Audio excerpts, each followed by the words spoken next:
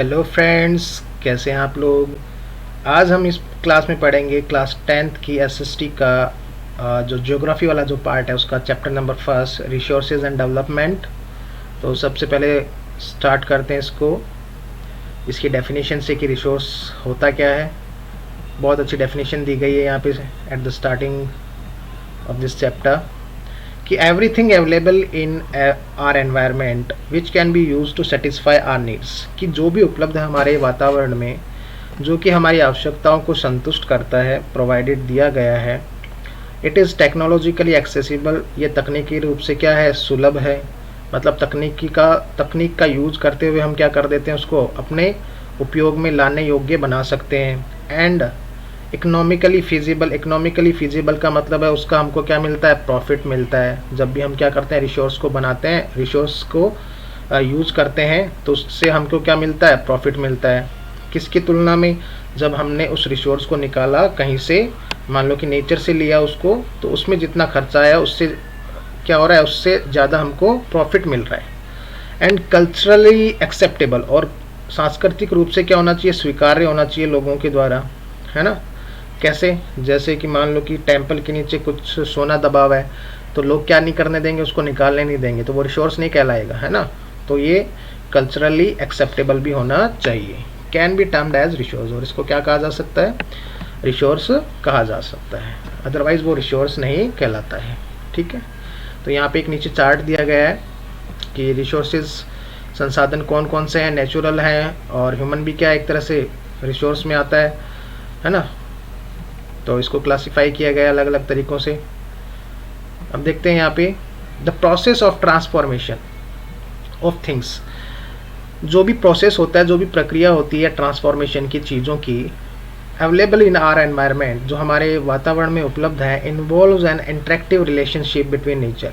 उसके अंदर क्या शामिल होता है, एक इंटरेक्टिव रिलेशनशिप, मतलब एक दूसरे के परस्पर वो क्या होते हैं, रिलेट करते हैं एक दूसरे को, between nature, technology and institutions. मतलब किस किस के बीच में है, नेचर, टेक्नोलॉजी एंड इंस्टीट्यूशंस। ये तीन एक तरह से क्या हो गए, स्तंभ हो गई। Human beings interact with nature, human being क्या करता है, इंटरेक्ट करता है नेचर के साथ में। मतलब ह्यूमन बींग कहाँ से लेता है रिसोर्स को, नेचर से लेता है, थ्रू टेक्नोलॉजी, किसके द्वारा, टेक्नोलॉजी के द्वारा, तकनीक के द्वारा। एंड क्रिएट इंस्टीट्यूशंस, और किसका निर्माण करता है, वो इंस्टीट्यूशन का निर्माण करता है, टू एक्सेलरेट, कि हम क्या कर सकें, उसका यूज कर सकें फॉर देयर इकोनॉमिक डेवलपमेंट, किसके लिए, आर्थिक रूप से विकास के लिए, है ना। तो ह्यूमन बींग क्या हो गया, देख सकते हैं इस पिक्चर में एक डायग्राम दिया गया है यहाँ पे कि फिजिकल एनवायरनमेंट हो गया, यहाँ पे टेक्नोलॉजी हो गया और इंस्टीट्यूशन हो गया। तो ये इंटरडिपेंडेंट है ना, एक दूसरे के ऊपर क्या करते हैं, वो अंतर निर्भर है वो, है ना। Interdependent relationship between nature, technology and institution. और इंटरेक्ट कौन करता है, ह्यूमन बींग करता है, किसके साथ में, इन सभी जो एक्सेसिबल प्रोसेस है ना, प्रोसेस। फिर आगे देखते हैं, डू यू थिंक, क्या आप सोचते हैं कि दैट रिसोर्सेज की जो संसाधन होते हैं are free gift of nature, कि वो प्रकृति का एक फ्री गिफ्ट है, मतलब फ्री में उपहार है प्रकृति की तरफ से। As is assumed by many, जैसे कि बहुत लोगों के द्वारा इसको अज्यूम किया जाता है ना, उपयोग किया जाता है। दे आर नॉट, वो बिल्कुल नहीं है, ये नेचर का गिफ्ट नहीं है बिल्कुल भी। Resources are a function of human activities, और रिसोर्सेज क्या है, फंक्शन, एक फंक्शन है किसका, मानवीय क्रियाओं का। Human beings themselves are essential component of resources, human being खुद भी क्या है, अपने आप में एक इसेंशियल कंपोनेंट है, एक महत्वपूर्ण हिस्सा कह लो, तत्व कह लो, है ना, किसका, रिसोर्स का, संसाधन का। They transform material available in our environment into resources, और वो क्या करते हैं, ट्रांसफॉर्म कर देते हैं जो मटेरियल उपलब्ध होता है हमारे एनवायरनमेंट में, किस में ट्रांसफॉर्म कर देते हैं, वो रिसोर्सेज में ट्रांसफॉर्म कर देते हैं, एंड यूज देम, और उसका उपयोग करते हैं। these resources can be classified in the following ways, और इसको अलग अलग तरीक़ों से क्लासीफाई किया जा सकता है संसाधनों को। एक तो बेसिस ऑफ ओरिजिन के आधार पे, एग्जॉस्टिबिलिटी उसके उपयोग के आधार पे, बेसिस ऑफ ऑनरशिप उसकी ऑनरशिप के आधार पे, मालिक कौन हो सकता है उसका, है ना। Basis of status of development, है ना, किसके आधार पर, उसके विकास के स्तर, स्टेटस के आधार पे, है ना। Potential, developed stock and reserves. ठीक है, इस तरह से इसको क्लासिफाई किया गया है। तो इसको डिटेल से पढ़ते हैं आगे। Types of resources on the basis of origin, है ना, कि कहाँ से निकलता है रिसोर्स, संसाधन। तो एक तो होता है biotic resources, these are obtain from biosphere, biosphere से निकाला जाता है, बायोस्फीयर से मिलता है ये जैव मंडल से, एंड हैव लाइफ, और उनमें क्या होता है, जीवन होता है, सच एज ह्यूमन बींग हो गए, फ्लोरा एंड फ्यूना हो गया, फिशरीज हो गई, लाइफ स्टॉक हो गया, एट्सेट्रा एट्सेट्रा। फिर है अबायोटिक रिसोर्सेज। अबायोटिक रिसोर्सेज में क्यों कौन कौन से आते हैं, अजैविक जो संसाधन होते हैं, जैसे कि रॉक हो गया, मेटल हो गया, नॉन लिविंग थिंग्स, है ना, ये क्या कहलाती हैं, अबायोटिक रिसोर्सेज कहलाते हैं। All those things which are composed, all non living things are called abiotic resources, for example rocks and metals. ठीक है, फिर आगे है on the basis of exhaustibility, उसके उपयोग के आधार पे। रिन्यूएबल रिसोर्सेज, रिन्यूएबल का मतलब होता है जिसका हम क्या कर सकते हैं, दोबारा रिन्यू कर सकते हैं और दोबारा रिप्रोडक्ट उसका कर सकें। The resources which can B renewed और रिप्रोड्यूस्ड बाय फिजिकल, केमिकल और मैकेनिकल प्रोसेस, किसी भी प्रोसेस से उसको क्या कर सकें हम, दोबारा उपयोग में ला सकें, आर नॉन एज रिन्यूएबल और रिप्लेनिशेबल रिसोर्सेज। ठीक है ना, रिन्यूएबल यानी कि नवीनीकृत संसाधन कहलाते हैं। फॉर एग्जाम्पल सोलर हो गया, है ना, तो हम क्या करते हैं, सोलर मतलब सूर्य की गर्मी से हम क्या कर सकते हैं, इलेक्ट्रिसिटी बना सकते हैं, तो उसको वापस यूज़ में ला सकते हैं, है ना। सूर्य की ऊर्जा को हम किस तरह से यूज़ में ला रहे हैं, इलेक्ट्रिसिटी के रूप में यूज़ में ला रहे हैं। एंड विंड हो गया, है ना, एनर्जी, वाटर एनर्जी हो गई, विंड एनर्जी हो गई, वाटर हो गया, फॉरेस्ट हो गया, and wild life etcetera. The renewable resources में फर्दर भी डिवाइडेड इनटू कंटिन्यूस और फ्लो, और इस तरह से आगे और भी इसको डिवाइड किया जा सकता है कंटिन्यूसली, इसी तरह से चलता रहता है ये। नॉन रिन्यूएबल रिसोर्सेज कौन से हैं, these occur over a very long geological time, है ना। Minerals and fossil fuels are example of such resources. These resources take million of years in their formation.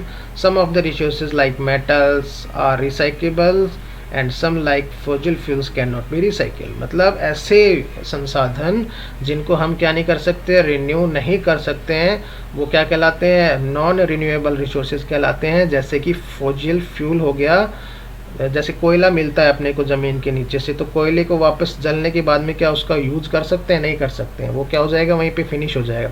जैसे पेट्रोल निकलता है ना, नीचे से क्या निकलता है, ज़मीन के नीचे से पेट्रोल निकलता है, तो पेट्रोल को हम एक बार यूज़ कर लेंगे तो क्या वापस मिलेगा नहीं ना, एक बार यूज़ होने के बाद में तो फिनिश हो जाएगा, है ना।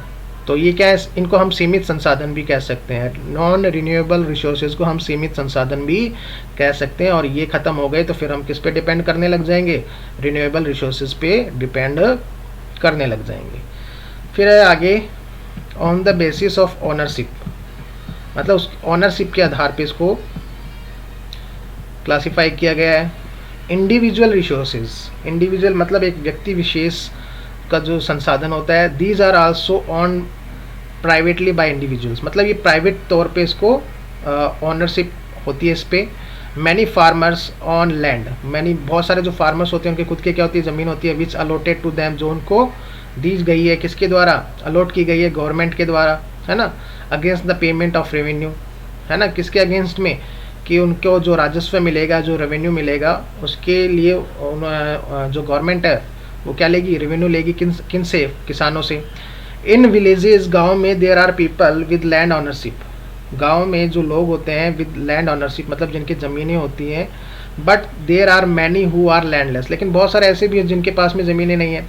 Urban people on plots, urban people मतलब जो शहरी जो क्षेत्रों में रहते हैं लोग, उनके खुद के क्या होते हैं, प्लॉट होते हैं, हाउसेज होते हैं, अदर प्रॉपर्टी वगैरह जो भी है होती है। तो ये क्या हो गया, एक तरह से इंडिविजुअल रिसोर्सेज में काउंट किया जाता है इनको, ठीक है। और भी है जैसे प्लांटेशन होना भी, पास्चर लैंड्स, है ना, जो जहाँ पे क्या करते हैं, गाय भैंसों को चराते हैं, उस तरह का, है ना। पॉन्ड्स, तालाब वगैरह, वाटर इन वेल्स, कुओं में जो पानी है, तो उनके ऊपर किसका अधिकार होता है, एक व्यक्ति विशेष का अधिकार होता है, तो वो इंडिविजुअल रिसोर्स के अंदर आ जाता है। Are some of example of resources ownership by individuals, make a list of resources owned by your household. अब इसमें कहा गया है कि आप भी क्या करें, मेक अ लिस्ट बनाएं ऑफ रिसोर्सेज, संसाधनों की, on by your house hold, जो खुद के आपके जो हाउस होल्ड मतलब खुद आप जिस पे क्या करते हो ऑनरशिप दिखाते हो आप, उसकी आप लिस्ट बनाओ। कम्युनिटी ऑन रिसोर्सेज, अब कम्युनिटी पे आधारित है कि एक समुदाय का क्या होता है, उस पर अधिकार होता है, उसके मालिक होते हैं समुदाय के जो लोग हैं। There are resources which are accessible to all the members of community, मतलब एक समुदाय के लोग क्या कर सके, उसको यूज में ला सकें। तो ऐसे संसाधन कौन से संसाधन में आ गए, यहाँ पे कम्युनिटी ऑन रिसोर्सेज में आ गए। विलेज कॉमन्स है ना, जैसे ग्रेजिंग ग्राउंड्स हो गया, जैसे कि ग्रेजिंग ग्राउंड्स मतलब जहाँ पे गाय भैंसे वगैरह चरती हैं। ब्यूरियल ग्राउंड्स हो गया, जहाँ पे दफनाया जाता है। विलेज गांव का जो आगे देखते हैं, village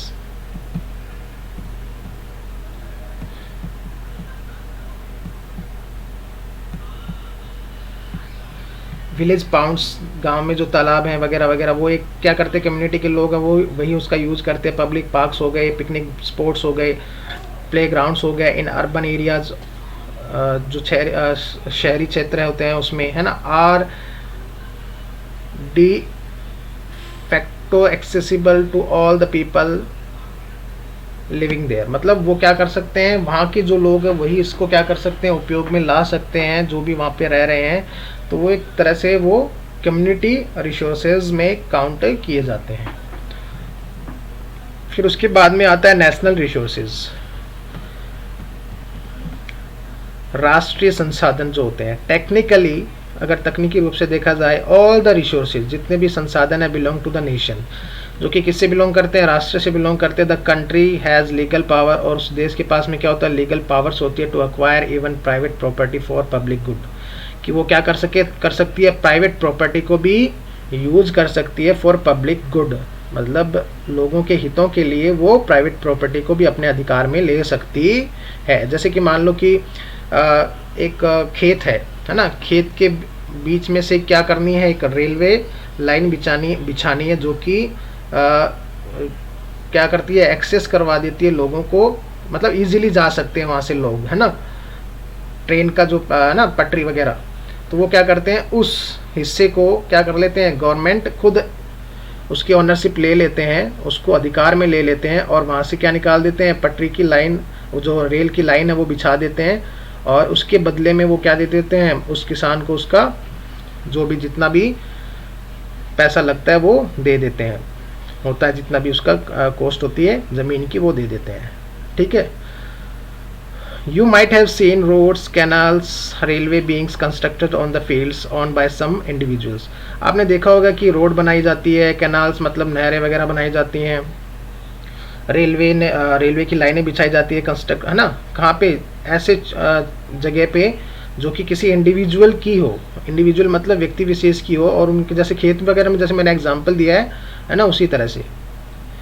urban development authorities get empowered by the government to acquire land, और इसके लिए क्या किसको अथॉरिटी दी गई है, urban development authority get empowered, मतलब इनको एम्पावर्ड किया गया है कि वो क्या कर सकते हैं, लैंड को अक्वायर कर सकते हैं, और इसका किसने इनको अलाउ किया है, गवर्नमेंट ने इनको अलाउ किया है। All the minerals, water resources, forest, wildlife, land within the political boundaries, and oceanic area up to 12 nautical miles 22.2 km from the coast, termed as territorial water and resources therein belong to the nation.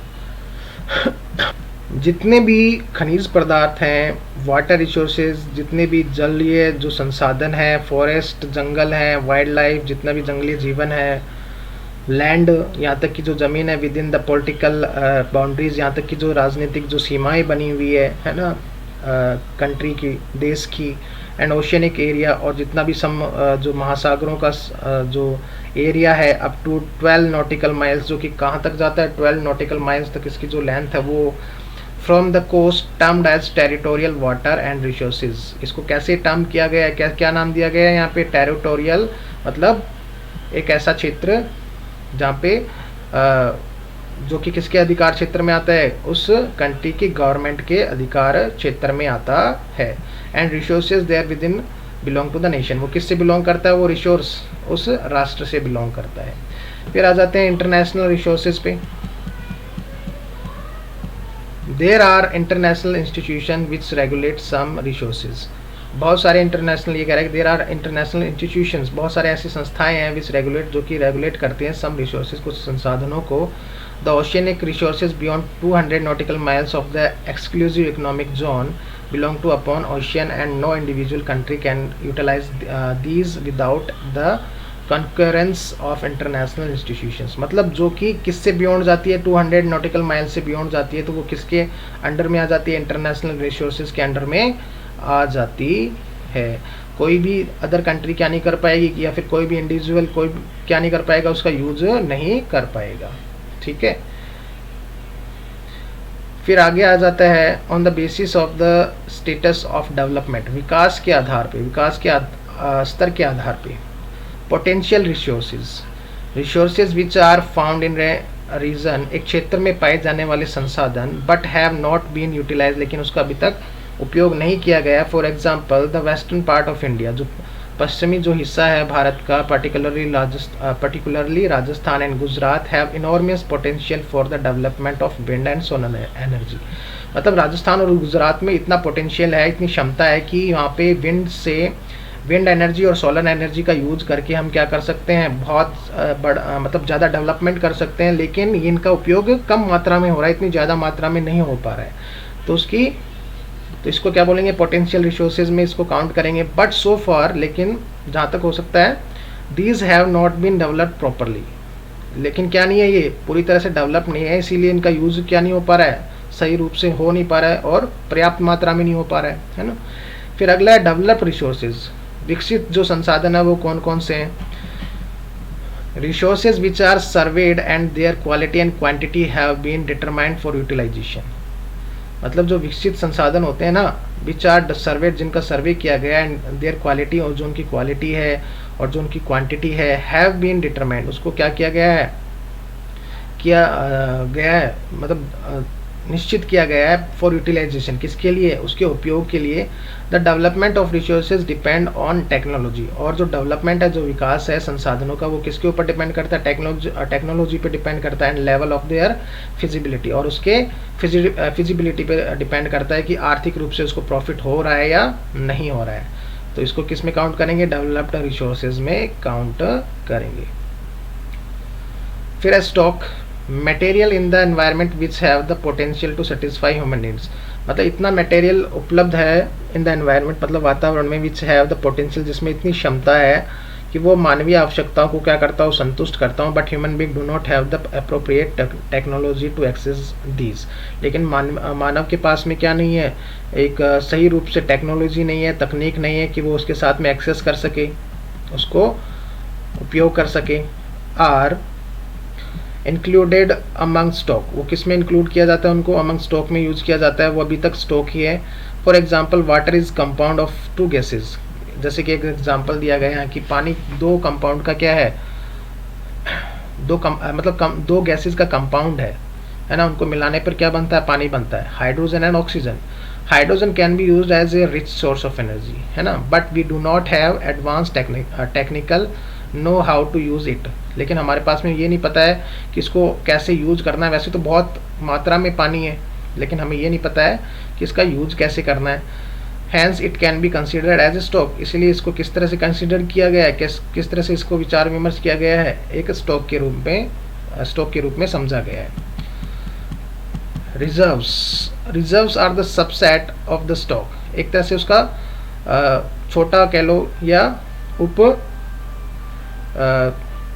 आधार कह लो, है ना, subset मतलब उसका छोटा रूप कह लो stock का, which can be put into use with the help of existing technical know how but their use has not been started, मतलब उसको अभी तकनीक की रूप से उसको मतलब हमने क्या कर लिया है, उसको बना तो लिया है, which can be put into use, मतलब उसको उपयोग करने के लिए हमने क्या कर लिया, उसको तैयार तो कर लिया है, with the help of existing technical, जितनी भी तकनीक है उसके आधार पे, but their use has not been started, लेकिन उनका उपयोग नहीं किया गया है। है ना।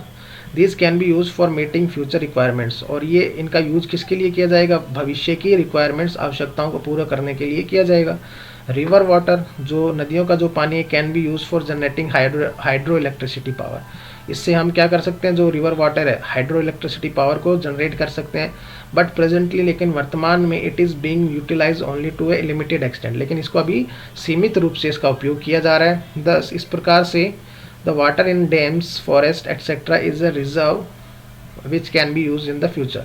तो एक तरह से ये रिजर्व हो गया, जितना भी पानी इकट्ठा है डैम्स वगैरह में, फॉरेस्ट वगैरह में, तो एक तरह से रिजर्व रिसोर्सेज में काउंट किया जाता है इनको।